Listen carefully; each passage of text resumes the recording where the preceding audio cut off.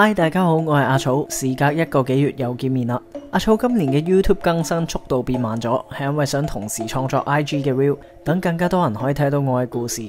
所以如果大家等唔到 YouTube 嘅影片，都可以去阿草嘅 IG 睇下有冇更新噶。好啦，言歸正傳，今次為大家帶嚟日本傳說故事，再次感謝可父嘅投稿。不過今次嘅故事如果呈現得太過真實嘅話，有機會會俾人黃標，所以我會先放上和諧版，之後會再放原版。有興趣嘅人可以再去睇多一次。照舊啦，故事有經過我嘅調整同埋改編，希望大家會中意啦。想支持阿草嘅大家，記得睇多幾秒廣告同埋加入會員啦。好啦，廢話唔多講，我哋入正題。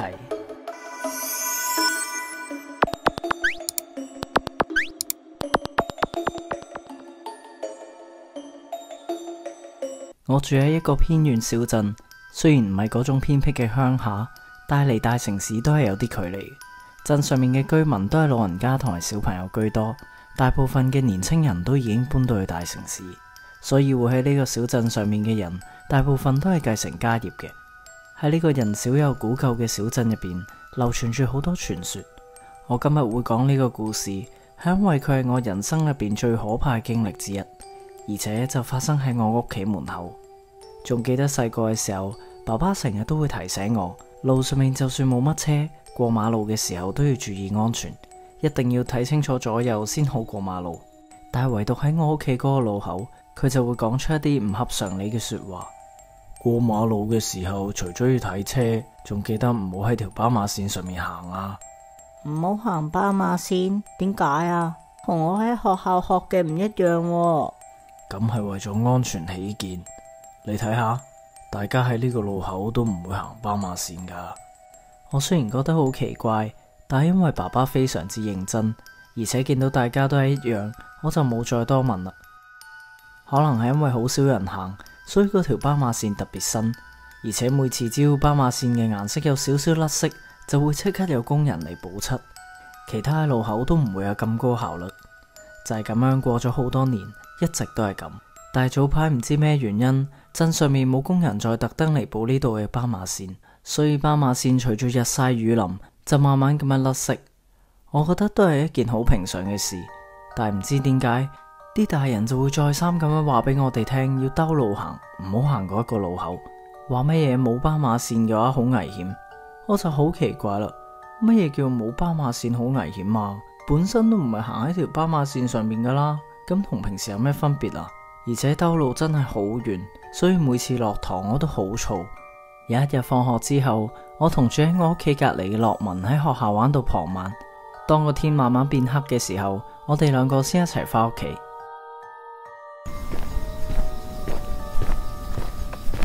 哇，個天已經咁黑啦，我哋仲要唔要兜路啊？哇，兜路好遠喎，而且嗰條路上面都冇路燈嘅，好黑噶喎。咁啊，都係唔好啦，冇路燈點樣行啫？你係咪驚黑啊？哦，你唔驚啊？咁你自己兜路啦。我驚啊！咁就行啦。喂，咁你係咪驚黑啫？於是我哋兩個就決定唔兜路，直接行完先嗰個路口返屋企。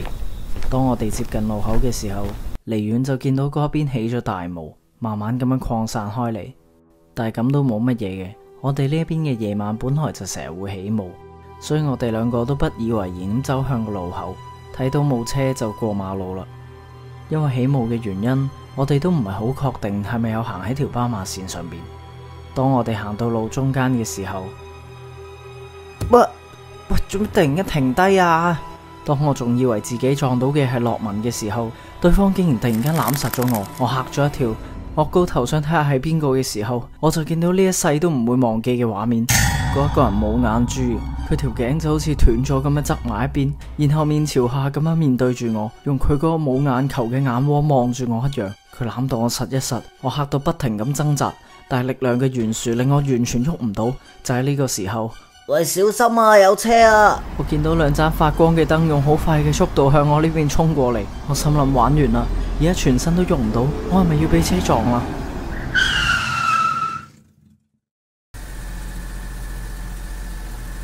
嗰個人消失咗啦。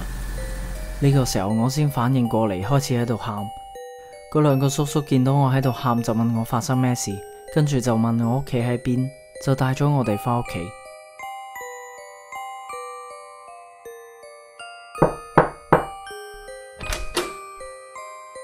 你哋係？哦，我哋係保油漆嘅工人。頭先喺個路口度呢，見到你個仔，都咁夜啦，就將佢送咗返嚟咯。啊，唔該啊，唔該晒你哋。唔使，帶小朋友入去先啦。我哋傾兩句。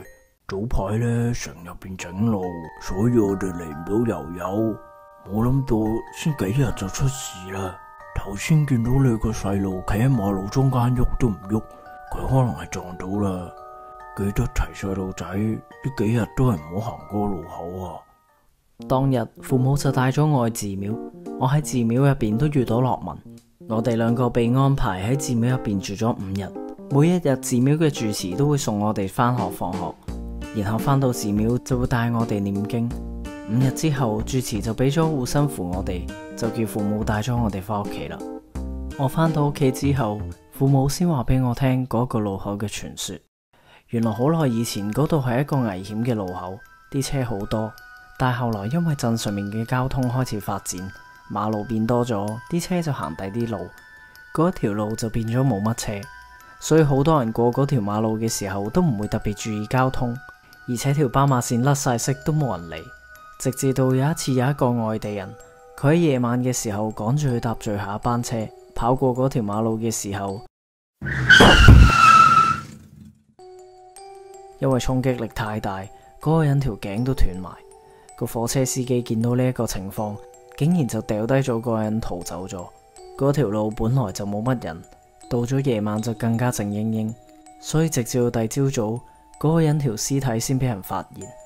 喺嗰件事之後，嗰個路口唔知點解，只要條斑馬線一甩色，就會有人出意外，而且通常都係一啲好嚴重嘅車禍。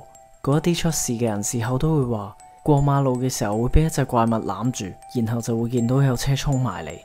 而揸車嘅人就會話，去到嗰個路口嘅時候，先突然間憑空出現一個人，根本就剎唔切車。每次只要發生事故，嗰條甩色嘅斑馬線都會變咗紅色，就好似用血補翻啲色上去咁。因為發生咗太多次，鎮上面好多人都覺得唔係巧合，認為只要有人踩上嗰條甩色嘅斑馬線就會出意外，所以嗰日我係算好彩。